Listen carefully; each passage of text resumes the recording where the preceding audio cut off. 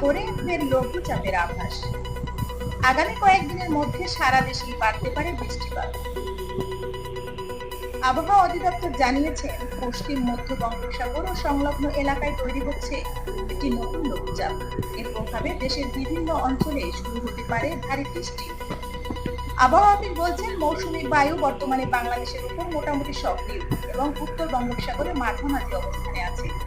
এর ফলে বৃহস্পতিবার থেকেই দেশের বিভিন্ন স্থানে বৃষ্টিপাত বেড়েছে। শুক্র এবং শনিবার অর্থাৎ 12-13 সেপ্টেম্বর রংপুর, ময়মনসিংহ, চট্টগ্রাম ও সিলেট বিভাগের অনেক জায়গায় হালকা থেকে মাঝারি বৃষ্টি কিংবা বজ্রবৃষ্টি হতে পারে। এর পাশাপাশি রাজশাহী, ঢাকা, খুলনা, বরিশাল বিভাগের কিছু কিছু এলাকায়ও দমকা হাওয়া সহ বৃষ্টি নামতে পারে। কোথাও কোথাও মাঝারি ধরনের ভারী থেকে ভারী বর্ষণ হওয়ার আশঙ্কা রয়েছে। শুক্রবার দেশের সর্বোচ্চ তাপমাত্রা রেকর্ড হয়েছে খুলনা 35.4 ডিগ্রি সেলসিয়াস, আর ঢাকায় সর্বোচ্চ তাপমাত্রা ছিল 33.2 ডিগ্রি সেলসিয়াস। তবে সামনের কয়েকদিন তাপমাত্রা ধীরে ধীরে কিছুটা কমতে পারে বলে জানিয়েছেন আবহাওয়া অফিস।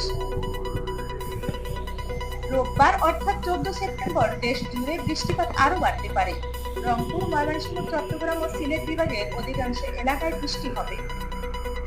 সেই সঙ্গে রাজশাহী, ঢাকা, খুলনা, বরিশাল বিভাগেও বৃষ্টির দাপট থাকবে। আর সোমবার 15 সেপ্টেম্বর থেকে সারা দেশে শুরু হতে পারে ভারী বর্ষণ।